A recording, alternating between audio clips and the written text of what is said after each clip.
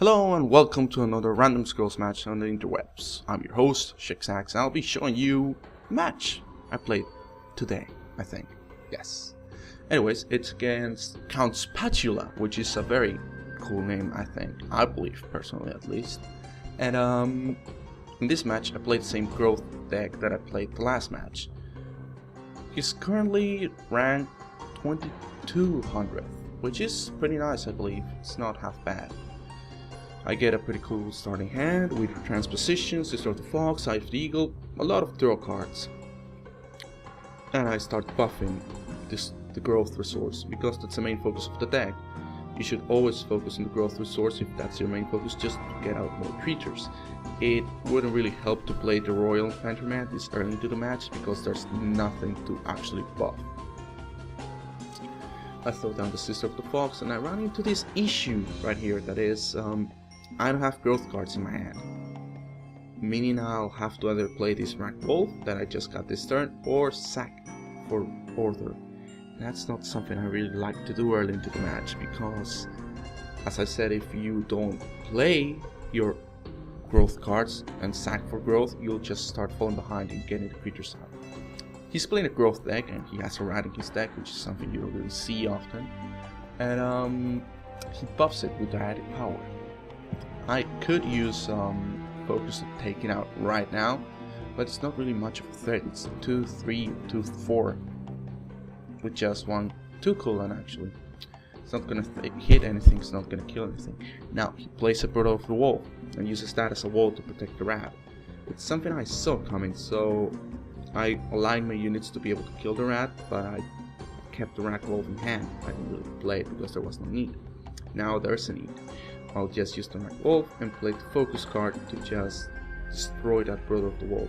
Now, I could have just played the Rack Wolf, Kinfolk Brave, instead of using the focus, but I didn't really want to do that.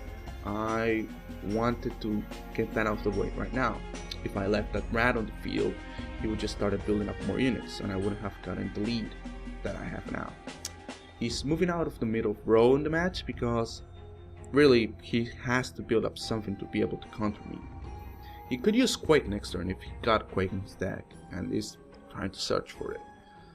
He has 5 resources currently, and that's actually pretty threatening because if you look closely, I got all my cards with 2 health or below, so that could really screw me over.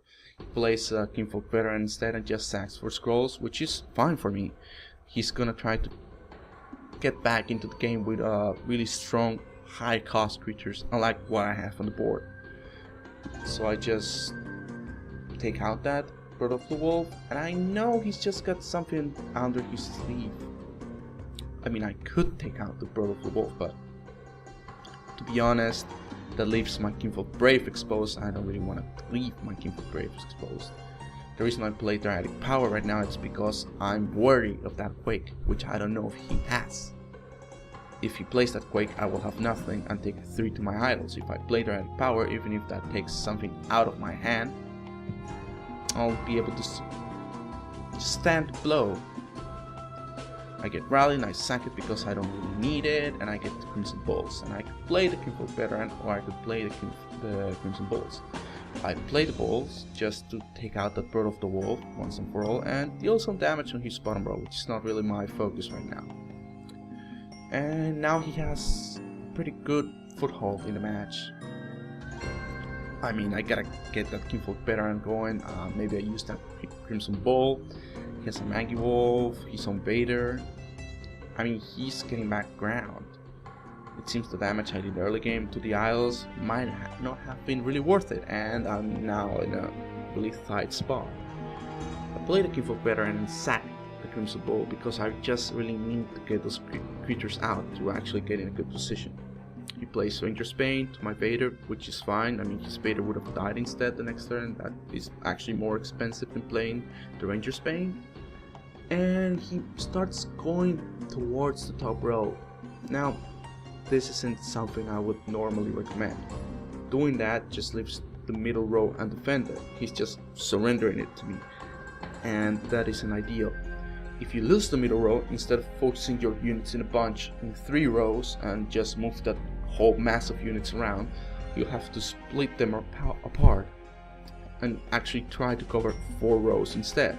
So I just took out the middle row, as you can see, and now he's forced into that position I mentioned earlier. He has to cover the top 2 rows and he has to cover the 2 bottom rows, because to win this game you have to destroy 3 idols. Meaning if he focused on the 2 top rows and just put 2 walls that just had 10 health, say, I don't care, because I can still take out the bottom rows. He plays Dramatic Power on the middle row and that Kinfolk Veteran just to get him to stay there, not to be an actual threat. Immediate threat actually. He's still a threat because he's still having that foothold in the middle row. I play the Wolf. I know the commentary might seem a little bit delayed, I'm just trying to cover everything I'm saying. It's not actually delayed. I played the Wolf because I just need more creatures out. The Kinfolk Veteran wouldn't have actually helped. Sure, I can take out one Vader, maybe just play it on the top row, but I'm focusing on the bottom row because it's much less resistant. I play another Great Wolf, and I'm doing great. I have 2 units with Relentless, one of them will attack next turn. They're both in 5 damage, and I got a Wolf with Dramatic Power, meaning even if he plays a Quake, he would deal more damage to him than to me. Which is why I sacked the Quake in the first place last turn. Why? Because he would have dealt more damage to him than to me. I didn't really need to do damage to him. He's focusing on the top row. He just killed one of my idols. I don't really care about that, because as I said, I'm focusing on the bottom row. And this is something that just really gets to me. This unit, both of these units are gonna hit for 7 next turn, which is fine. But that means they're not gonna hit anything, which really gets me down. But it's all according to plan. I just play the Mangy Wolf to be able to hit the bottom row once. I put the Mangy Wolf in the Kinfolk Brave just to make him focus on the top row a little bit more. I bait him like that, make him split his units instead of trying to work toward bottom. He falls for the bait, and I mean that's really bad for him. He uses Dramatic Power on my Wolf, and I just countered that with Transposition, and I really wished I had gotten a rally that last turn, but I didn't, so I just Fertile Soul on that Mangy Wolf because I don't really need that Wolf, and I'm doing fine. I'm doing fine. Next turn I can probably just play the Great Wolf, and both of my Wolves are gonna hit for 6 next turn. That's just gonna kill him outright if everything goes according to plan. He actually plays his own Great Wolf and buffs him with Dramatic Power, meaning that's a pretty impressive wall, but that's about it. It's a pretty impressive wall. It's not gonna do much. He plays his own Frostbeard, which I don't know why he played Frostbeard, maybe try and get me to kill it, so he then counters with Great Wolves and kills my entire lane with his buff attack damage. I don't know what his logic behind that was, but it doesn't work out since his Great Wolf died. I'm in a position that I can rally next turn and just win. And I don't know what he can do to stop it. Both his idols are in 2 and 1 HP. So he just buffs his Kinfolk Brave with a Champion's Ring. I lose the top idol, but it doesn't really matter since I just can't play rally and win the match, which is exactly what I do. Just I play rally and win the match. That's it, really. Yeah.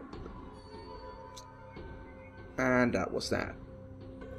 I hope you enjoyed it. If you want to look at the stats breakdown, you can see I dealt more damage to his idols. He dealt 22 damage to my idols, but really I would like to think of those 20 damage as null, because it didn't really affect the match. If you want to argue, well, if he had gotten the middle row, then you would have lost, then it doesn't count as null. To that I answered, the damage to idols stat doesn't really seem important then, unless you're counting to did I hit the 30 damage mark or not. If you didn't, then it's really irrelevant. Units played, he played more units than I did, but he didn't cast a single spell apparently. He casted 5 more enchantments, but not a single spell. He didn't cast Rally, Quake, or Crimson Ball, now that I think about it. And that just seems like his deck was purely focused on creatures, but he didn't speed it up with higher vehicle or anything like that. So I don't know. That seems a little bit like what you need to be able to stay on top of the game. Scrolls drawn, I drew a little bit more because of Fertile Soul and because of the transposition cards, and highest damage. My creatures were hard hitting, more than his. And that's about it. I hope you enjoyed it, and I hope to see you around some more. Have a good one.